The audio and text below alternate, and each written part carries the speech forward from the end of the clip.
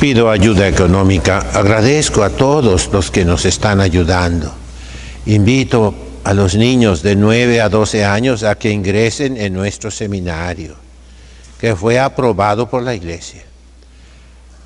A las jovencitas de 9 a 16 años, vénganse a nuestra congregación. Los invito a prepararse en una vida hermosa, bonita, consagrada a Dios. Acuérdense aquella frase: vale más un día en la casa de Dios que 1000 días, así lo dice, en las casas de los pecadores, ¿verdad?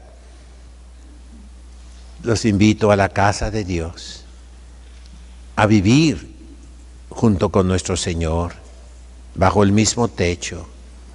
Los invito al estudio de la ciencia sagrada, a un estudio profundo. Sí, es difícil, pero es hermosísimo, ¿eh? Pregúntenle ustedes a los alumnos, ¿verdad?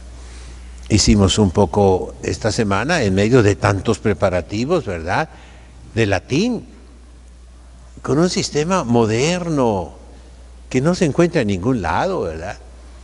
Unas hojas que yo pues inventé, donde cualquier texto latino, por difícil que sea, ya comenzamos con Cicerón, ¿verdad? El hipérbaton es el desorden en las frases, pero que da una elegancia maravillosa. Y así el griego y el latín tienen grande desorden.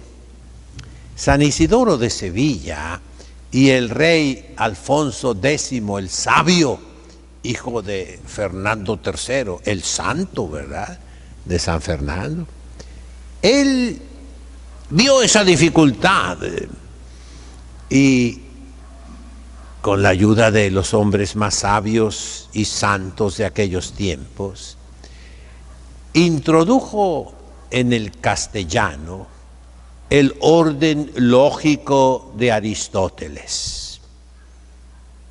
Primero el sujeto, luego el verbo, luego el complemento nominal, el complemento directo en acusativo, luego el complemento indirecto en dativo y por último los complementos circunstanciales de tiempo, de lugar, de modo, etc. La conjunción al inicio y el vocativo generalmente al principio o al final.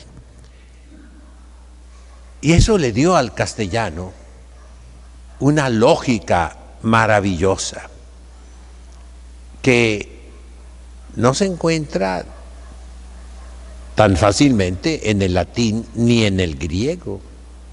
Y entonces nosotros analizamos, despedazamos los textos latinos o griegos, y de hecho de cualquier otra lengua, el caldeo, el siriaco, el arameo, el hebreo, el copto, el árabe, y clarísimamente se descubre el verbo si está en singular o en plural. Y si está en plural, pues el sujeto debe estar en plural. Si está en singular, el sujeto debe estar en singular. Con ese primer paso ya tenemos todo lo demás. Recordemos que la palabra en latín se dice verbum. Es la expresión externa de el verbo mental, del concepto que fue concebido en nuestra inteligencia. Así quiso Dios. Somos imágenes de Dios. A su imagen y semejanza fuimos creados. El Padre, al entenderse a sí mismo, forma una imagen, un verbo de sí mismo, un concepto de sí mismo. y al verlo y contemplarlo, lo ama. Y ese amor es el Espíritu Santo que une al Padre con el Hijo, que procede del Padre y del Hijo, y que es Dios, por eso es adorado y conglorificado por nosotros. Ese es el misterio de la Santísima Trinidad, reflejado en nuestra mente miserable y pobre, pero que es imagen de Dios, semejanza de Dios. Y entonces invito a estas muchachitas, a esos muchachitos, a sumergirse, a echarse el clavado y nadar en el misterio de Dios, de la manera que la Iglesia nos lo presenta a nosotros a lo largo de 2000 años. Hoy el Evangelio nos habla del Verbo, y no es gramática, no. Es nuestra historia, es nuestra vida. El Verbo es Jesucristo, la segunda persona de la Santísima Trinidad, que quiso hacerse hombre en el seno purísimo, inmaculado de la siempre Virgen María. Y se nos da, se nos entrega, para que lo comprendamos. ¿Qué es comprender? Prender es agarrar algo con las garras, ¿eh? Nosotros no tenemos garras, de manera que no es muy correcto decir yo agarré, sino yo tomé, ¿verdad? Hay ciertas diferencias que ayudan a entender mejor las cosas. Por ejemplo, los burros cargan, la gente lleva. Si tú eres burro, tú cargas. A ver, cárgate ese costal. No, lleva ese costal de aquí para allá. Ah, sí, así debe ser, ¿verdad? ¿No? Nosotros aferramos como con dedos de fierro. Acuérdense, los caballeros medievales, cristianos, usaban guantes de fierro, tejidos de puro alambre. Mano de hierro se decía, pero guante de terciopelo, en el modo de educar a la gente. Dios quiere que lo comprendamos. Prehendere es abrazarlo. Comprender a Dios es imposible para una criatura, pero lo más que podamos hacer, lo debemos hacer para entender a Dios, razonando con esa herramienta que Dios nos dio maravillosa, repito, divina. Quiero entender a Dios. A eso invito a estas jovencitas y estos jóvenes, a través del estudio de la ciencia sagrada, de la revelación, por medio de la Sagrada Escritura y de la tradición.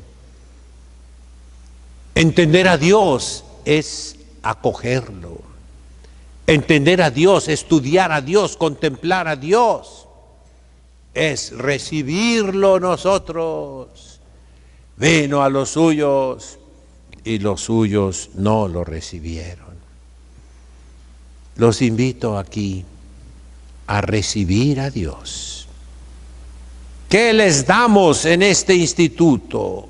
En los institutos que la Iglesia fundó a través de los siglos.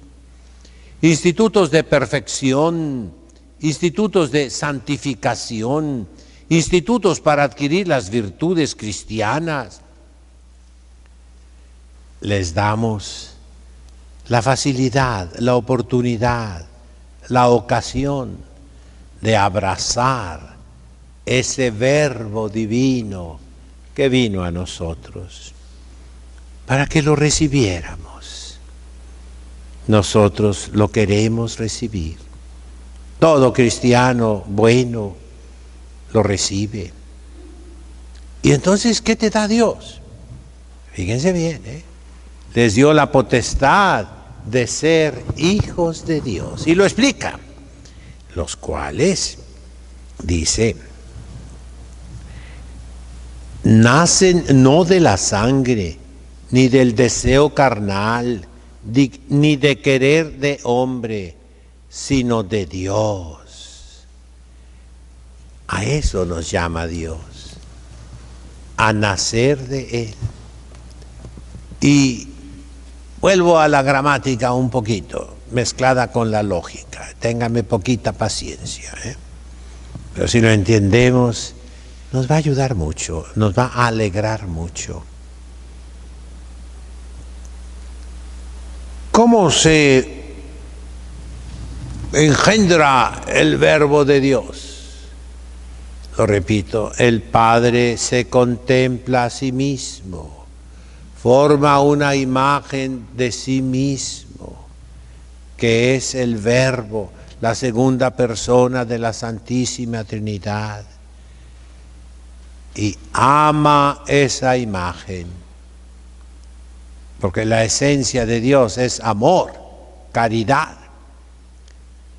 Y de tal manera es ese amor que procede del Padre y del Hijo, que es la tercera persona de la Santísima Trinidad, del Espíritu Santo, espíritu de amor. Pues lo mismo es en el estudio de la ciencia sagrada. Estudiamos a Dios Padre, a Dios Hijo, a Dios Espíritu Santo.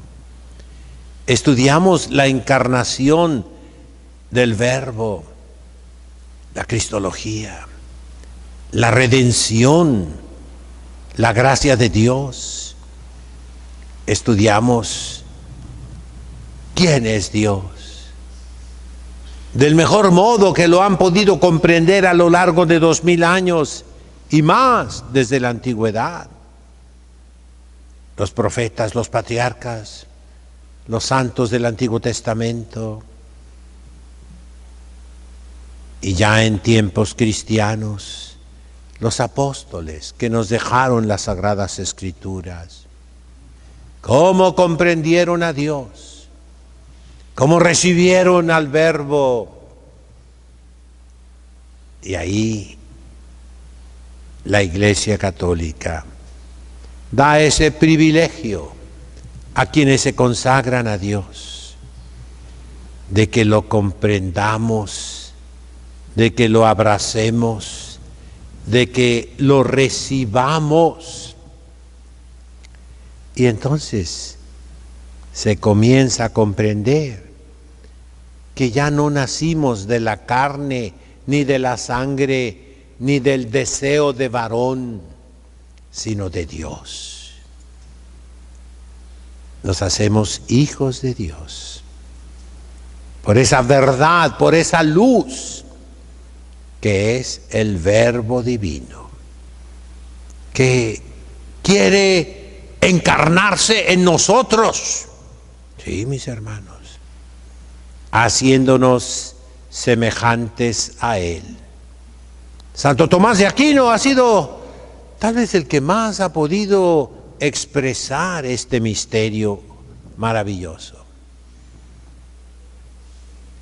Del Padre viene el Hijo a esta tierra, se encarna, predica, enseña, muere por nosotros, resucita, nos da su Espíritu, el Espíritu de Cristo en Pentecostés, en el bautismo, en la confirmación. Lo recibimos. El Espíritu de Cristo, el Espíritu de Dios, el Espíritu del Padre y del Hijo. ¿Y cuál es el oficio del Espíritu Santo? ¿A qué viene? ¿A qué se dedica? A transformarnos en Cristo, a hacernos otros Cristos.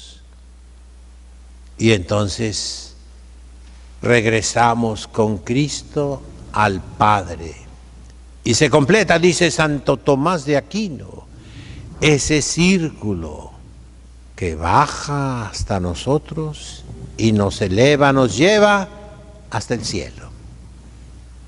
Eso es lo que se estudia en estos conventos, mis hermanos. Los invito, vénganse con nosotros, vénganse con nosotros. Credo in unum Dei.